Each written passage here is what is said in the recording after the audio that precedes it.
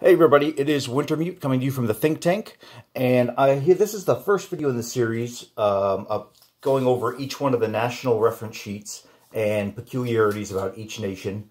It's kind of like a basic primer for newer players, and maybe hopefully put something out there that more experienced players hadn't thought of yet, that other people kind of ran across. So we're going to jump right in. Oh, I want to add two things. First, I'm basically going to focus on the 1936 setup. Like I've said before, almost all my videos do. I don't really play the 1939 one. I may make an off comment about it, just point out a difference. And then in addition to that, I'm not going to go into any of the expansions and how they affect things. I may mention an expansion just to kind of put the idea out there. Well, I know that in the expansion changes this a lot, but this is how it works in the base game. But I don't want to go too deep into the expansions. Each expansion basically deserves its own, at least its own video going into how it affects the game. So I'm going to kind of avoid that, other than maybe making the occasional off comment about it. So, okay, with that out of the way, so we're going to start with the home country: Berlin, West Germany, East Germany, and Bavaria. Bavaria, excuse me, West Germany, Berlin, and Eastern Germany.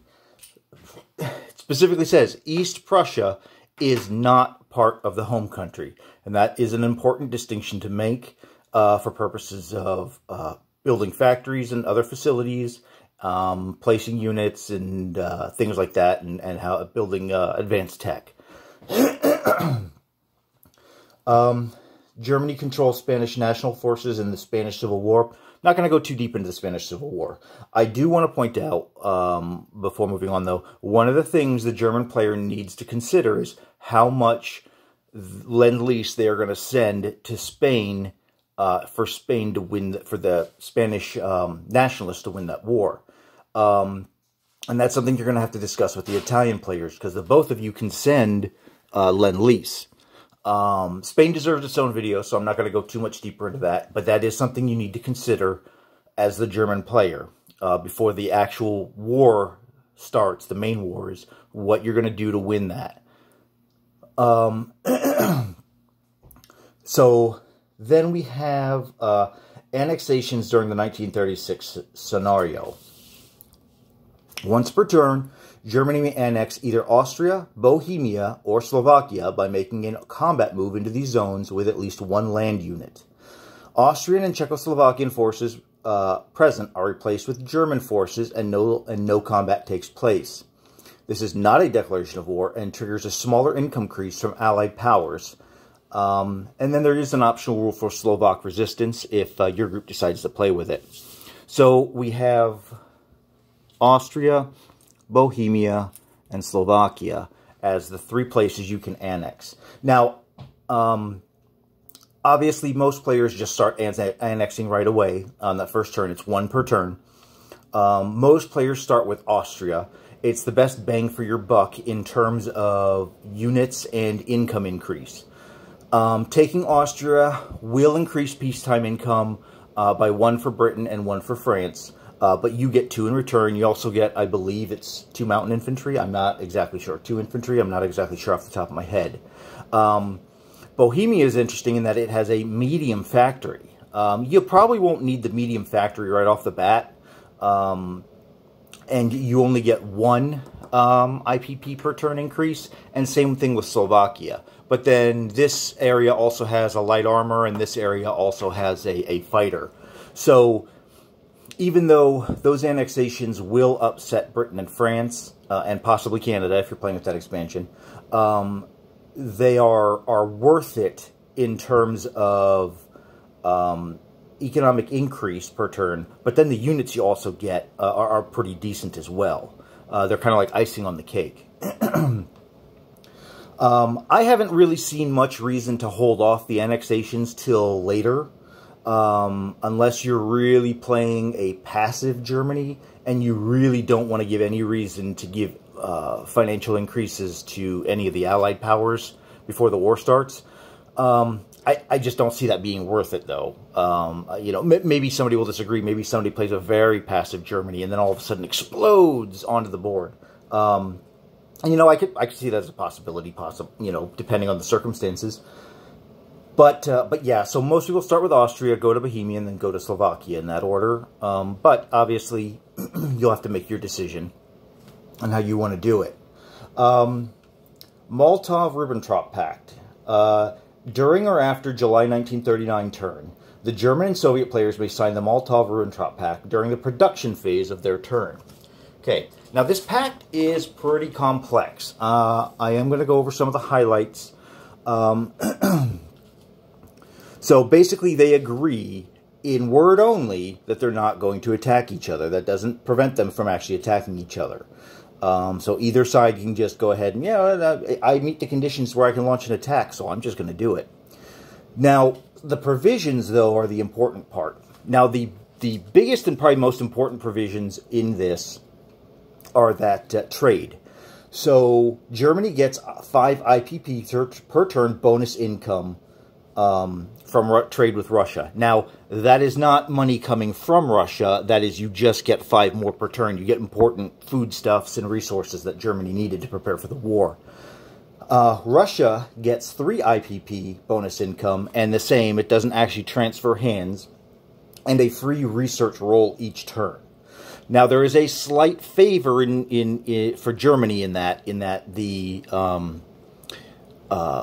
their money isn't tied up. They have now the Russians get the equivalent of 5 IPP because if you remember back to 2nd edition, a tech roll was worth 2 IPP. So, assuming that's still the case, if you want to give it a value of 2, then they're about equal. But 2 of the 5 points that Russia's getting are tied up automatically into a tech roll, little less flexible.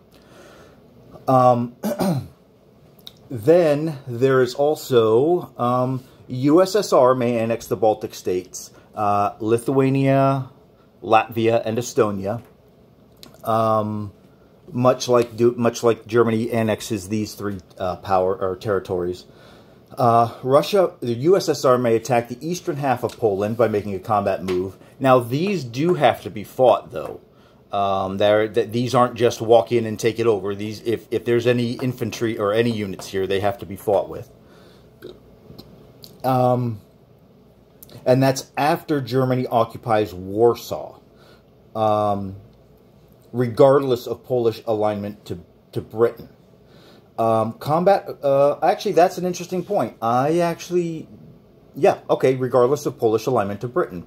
That's interesting. I did not read that there last time I looked through this. That actually means the last game I played, we played that a little bit wrong, because I failed to invade that, and then it went to Britain and just kind of sat there. But that's interesting. Okay, I'm okay saying I made a mistake, and I just realized it, and I know better now. So great, I can take that to my group, and we can play that better next time. And that does not trigger an Allied declaration of war or income increases. Also, the USSR may invade Karjala without Finland aligning to Germany. USSR may not attack other land zones in Finland. So basically, Russia just wants to take Karjala during the Winter War, but these 2 are still off limits.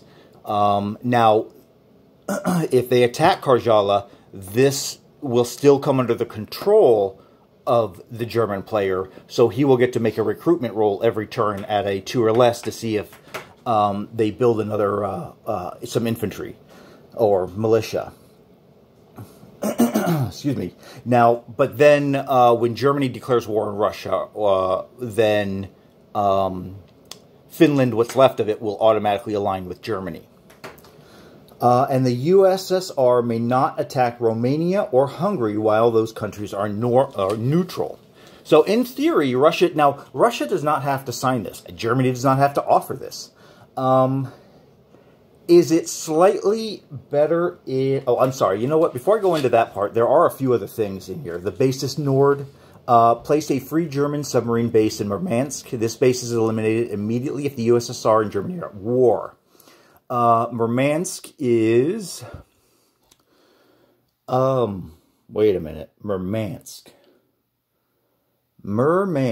I believe Murmansk was up here and it was renamed.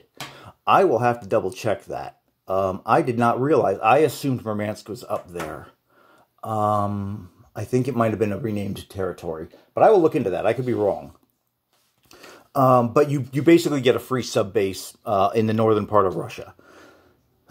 Whether, you know, that's a big deal or not, I don't know. It depends on how you're going to fight the sub-war. The Baltic White Sea Canal. One German submarine per turn may use the Baltic White Sea Canal, which is right here. And that, like I said, I'm pretty sure Murmansk was up here, but renamed. So, you know, Germany can send subs up here and back and forth and, you know, do things, kind of go around, maybe a fleet sitting there, a British fleet. Also, one German naval unit may use the Northern Sea Route each turn, and that's obviously not on the map. That goes across the very, you know, the Arctic up there, and that's described in like the terrain section of the rules. And so let's see, those are all the provisions. Now, termination. Either player may declare the pact nullified at any time, even during another player's turn. Once nullified, the pact may not be signed again, and all provisions end. The pact ends automatically if Germany and USSR are at war. Now, neither side needs to sign this. Do I think it benefits Germany slightly more than Russia? Yes. However, it's hard for Russia to kind of say no. And part of the reason I say that is because, you know, the extra tech roll is good, but also Russia starts with such a small economy. And I'll go into this more with when I talk about Russia, but they start with such a small economy that, man, that 3 extra IPP a turn is really tempting to them. And then the ability to kind of grab 2 more land, or well, basically 3 more IPP worth of territory in addition to a buffer zone, which will force the Germans back 1 more turn, possibly when they invade. It's very tempting to the German player, or for the Russian player. So while I still think in the long run it might benefit the Germans, it really is probably in the best interest of Russia to go ahead and sign it in most cases. But I've never played a game where anybody didn't decide to sign it. So it'd be interesting to see how that works out. So that's a decision the German player has to make, whether or not they're going to sign the Molotov or offer it and sign it, and then same thing with the Russian player. He may be offered, but doesn't have to be signed. So, Lend-Lease. Now, there's an interesting thing here with the Lend-Lease section. Germany may Lend-Lease to any nation at war with a major power. It may also Lend-Lease to the Spanish nationals during the Spanish Civil War. And it says to any nation at war with a major power. So, you know, so long as they're at war with a major power, they could, you know, and it is interesting. The any part is actually italicized on the actual sheet. So they are clarifying that. So I wonder if that has some implications that aren't obvious at first about, you know, certain oddities that may happen probably later in the game if Russia's becoming a bear and the Allies are trying to contain them as well as deal with Germany. Excuse me. But yeah, any nation at war with a major power and the Spanish nationalist. So special minor power alignment conditions. So there's a lot of minor power conditions when it comes to Germany. I'm actually going to go ahead and I'm going to pull back a little bit here because I want to kind of go over the alignment options that Germany has when it comes to a lot of the minor powers around them. And there are some unforeseen things that there are some things you need to take into consideration as Germany when you're aligning some of these minor powers. So we're going to start right here. I've got it on my special reference sheet here, the one that I made. So Axis Special Alignment Rules. Bulgaria, Hungary, and Romania. After France has surrendered, Germany may, in the 3 subsequent place units phases, align one of these nations per turn. As soon as Germany is at war with the USSR, the remaining nations align. So right now we're talking about Hungary, Romania, and Bulgaria. Now, let's assume France falls. Which one do you want to align first? Now, the obvious choice is Romania, because if France falls, you're going to be at war with a major power. So not only do you get all the entire Romanian army, which is not insubstantial, but you also get the bonus income from having Romania for its oil, which is another 3 IPP. So Romania would give you 6 IPP per turn in addition to its military. However, that is adjacent to Russian home territory. So if you take Romania and annex it, or align it, excuse me, Russia rolls a 1d12 and adds that to its peacetime income. So you need to weigh the pros and cons of that. Now, yeah, you are getting the Romanian army, and you are getting the 6 IPP per turn from getting Romania and the bonus income. But on average, Russia is going to roll a 7 on that die. So it's going to go up 7 IPP a turn as well. Though you're getting the better deal in the long run, well, you're getting the better initial deal because you're going to have the Romanian military at your disposal. You know, if you do that one first, that's 2 more turns of you know, possibly more money for Russia to build up their military that you're going to have to face later. Now, the flip side of that is you've got Hungary or Bulgaria, which will not trigger an increase in Russia's peacetime economy, but they obviously don't offer anywhere near the income increases. Hungary is worth 2. I think it has 2 infantry and a fighter. Bulgaria is like 2 infantry and a cavalry, and it's only 1. So comparatively, they're very, you know, those other 2 are pretty paltry compared to Romania, but they're also a little bit safer if you're playing a game where you don't want to give Russia any type of economic bonus early on, or advantage, or just increase at all. So that's one thing to consider when you're picking which one of them to align. Then the next is Finland. If Germany and USSR have signed the Molotov-Ribbentrop Pact, Finland aligns with Germany as soon as Germany is at war with the USSR. If the pact has not been signed, Finland aligns normally as per Rule Section 4.7. So, let's say you do sign the pact, then, you know, immediately you can use those Finnish forces to help invade, you know, retake Karjala and start invading the northern part of Russia, north of Leningrad, though there may not be a whole lot there because most of their army is in Karjala, which Russia will probably take out. And then depending on your recruitment rolls, you know, there may or may not be a few extra guys there in southern Finland, but Germany can immediately start reinforcing southern Finland. Which they may or may not want to do. They may want Finland to just kind of hold tight and wait, not let Russia advance any further on that front, or they may want to go as far as to build a factory there and start producing units and really pressuring the Russians on that front, or drop off a strike force and start pushing into Karjala and Karelia and Kola and all those other places up there. So that's something to consider when you're playing Germany as to what you want to do with Finland when the time comes. Assuming that you have Finland. Okay, now Turkey. If Germany conquers Transcaucasia, Turkey aligns with Germany at the end of the German combat phase. So I'm going to scoot this over a bit, and we have Transcaucasia here. Now, if you can get Transcaucasia as Germany, bless you, because that's a tough road to hoe. It's certainly an awesome place to take if you can get it. It's worth 5. You know, and then North Caucasia is worth 3. So right here you have $8 for Germany. So if Germany wants to take it anyway, and then possibly aligning Turkey is just a kind of icing on the cake. Now Turkey is not substantial in the base game. In the expansion, they certainly are a lot more beefed up because they're a player nation.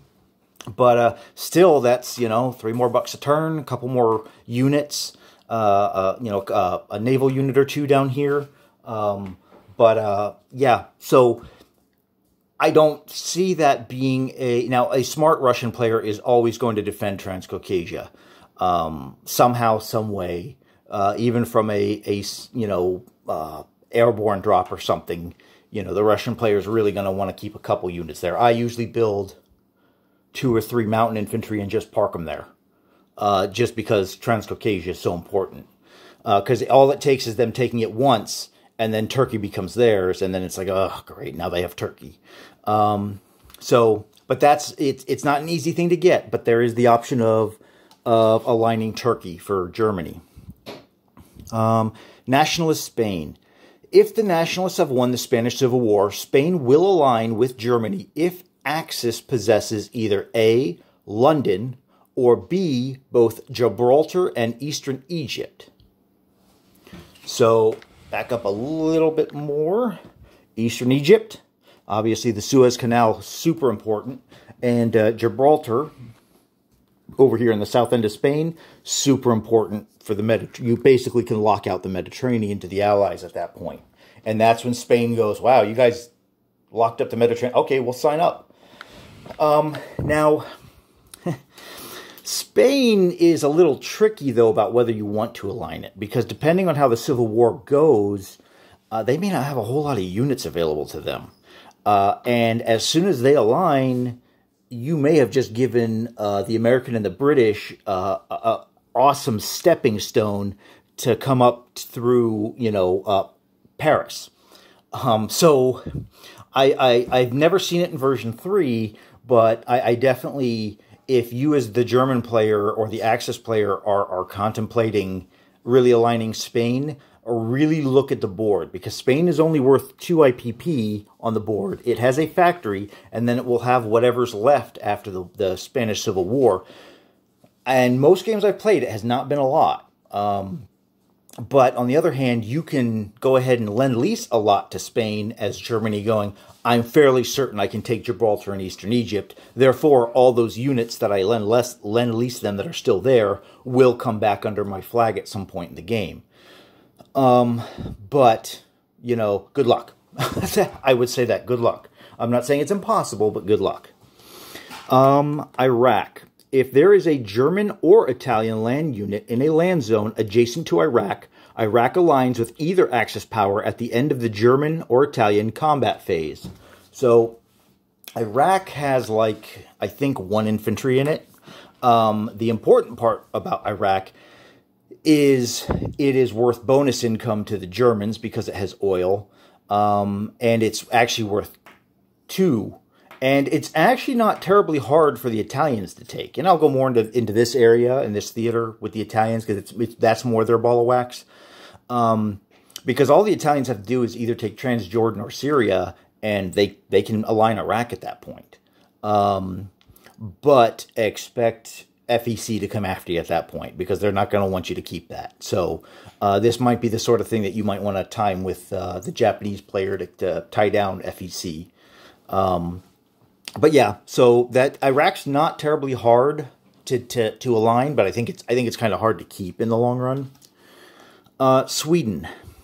If USSR declares war on a neutral Norway or Denmark, so not Finland, it's got to be Norway or Denmark. If USSR declares war on a neutral Norway or Denmark, Sweden aligns with Germany at the end of the Soviet combat phase. Now, Sweden actually has a fair navy. They actually have a factory. They are worth 3 total IPP. And yeah, they are not a bad thing to align. So obviously one thing that the Russian player wants to look at is how to get most territories to score their victory points at the end. Finland looks like an easy target at first, but you got to deal with the consequences of suddenly all of this aligning with Germany, getting that extra factory up there, getting their navy, getting whatever units they have, and so on and so forth. So that's one thing to consider. One thing to look at as the Russian player. And then here is a really interesting one. Argentina. Germany can attempt to align Argentina once Germany is at war with a major power. Germany pays 2 IPP to the bank and rolls a d12. On a 1 through 2, Argentina aligns to Germany. Increase U.S. peacetime income by a d12 if successful. Germany may only make 1 such attempt per game. There's no limit on when you can make this attempt. So in theory, you could... Now, it's a long shot, obviously. Argentina, way down here. I'm like covering up with half my paperwork. Doesn't have a whole lot going for it. It is worth 3 IPPs. But one thing you got to understand is if they do align Argentina, that's going to trigger the Monroe Doctrine. Now, what is the Monroe Doctrine? And I'm going to go to the U.S. sheet to bring that up, because this is important for the German player to know. Monroe Doctrine allows USA... Make sure you can see that. Allows USA to attack any foreign major power units that are bordering North or South American land zones, indifferent to its own income level and without declaring war. USA is also allowed to attack captured land zones in North and South America. U.S. actions based on the Monroe Doctrine does not trigger U.S. peacetime income increase. Yeah, so America's going to come down and say something about that. Just, if nothing else, to deny Germany their navy. It says captured zones. I don't think those would be considered captured zones, so I'm not 100% sure whether they could actually invade these territories directly. But they certainly would once they're at war with Germany.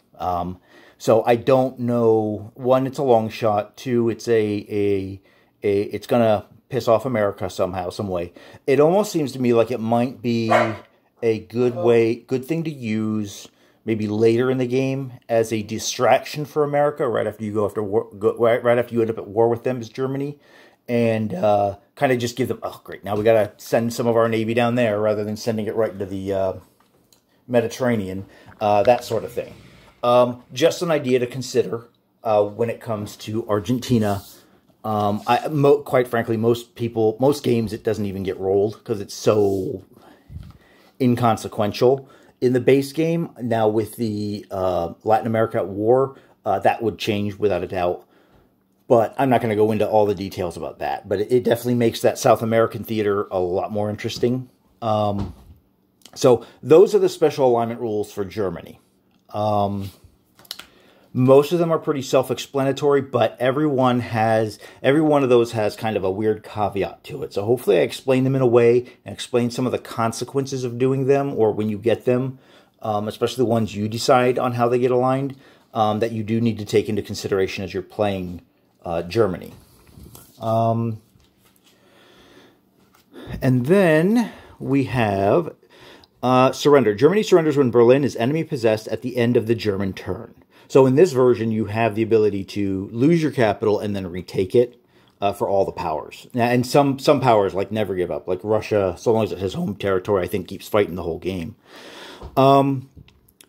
Vichy France. Germany controls Vichy France, may send Lend-Lease, and Vichy France may attack Free French. Now, one question you might ask yourself is declaring Vichy... on my notes, I have one of the things to go into is Vichy pros and cons.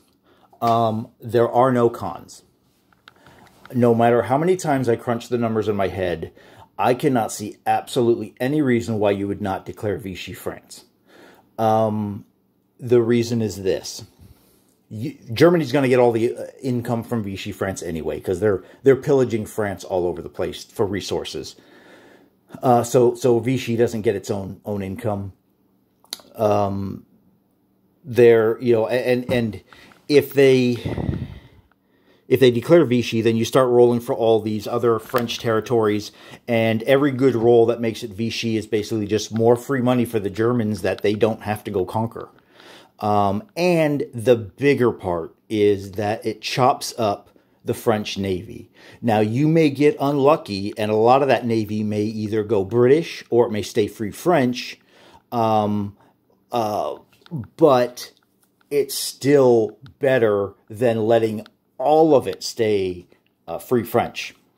So I absolutely see no reason why a player would not want to declare Vichy France and go that route, because otherwise you get one more buck per turn, and that huge French Navy just sails away to harass you any way it wants.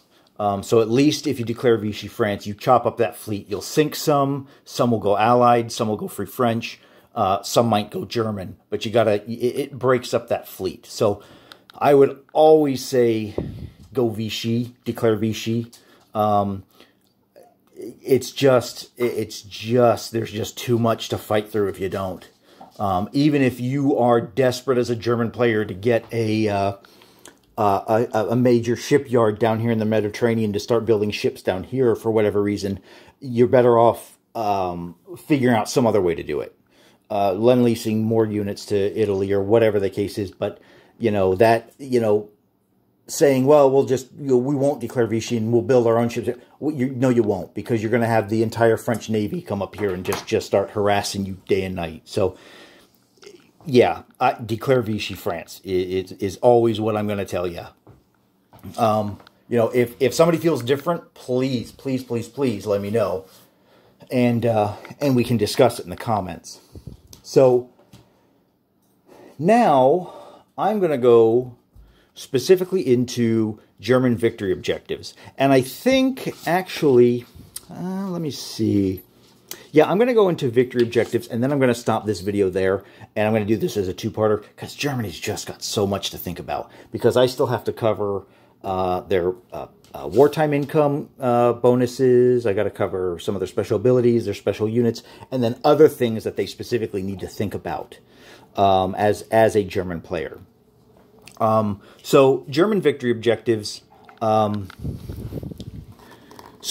Lebensraum. Score one victory objective for each of the following groups of land zones possessed by Germany at the end of the game.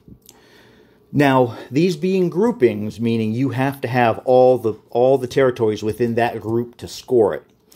So it says Warsaw, West Poland, and Donolaski. If you don't have Donolaski, then you don't score that, no matter how many other territories are around it. If you can have, East Poland, Lubiesk, all this other stuff around it. If you don't have Donolaski, you don't score that point for that one group. Now, there are 5 groups, though, but a maximum scoreable points of 4. So you could even say to yourself, all right, well, I'm going to write off, and I don't think it's beyond reason for the German player to write off the Yugoslavia and Thessaly one and leave those to Italy. And say, okay, we're just not going to score that one. We still can get the other 4, and we'll just worry about them. But even if you get all 5, manage to get all 5 by the end of the game, you're still only going to score a maximum of 4 points. So, the groupings are Warsaw, West Poland, Donolaski, Lithuania, Estonia, and Latvia, right here. Now, obviously, Russia's going to have that if you sign the Warsaw Pact, or Warsaw Pact, excuse me, the Molotov-Ribbentrop Pact. Then 3, Denmark, Netherlands, and Belgium. Denmark, Netherlands, Belgium. Yugoslavia,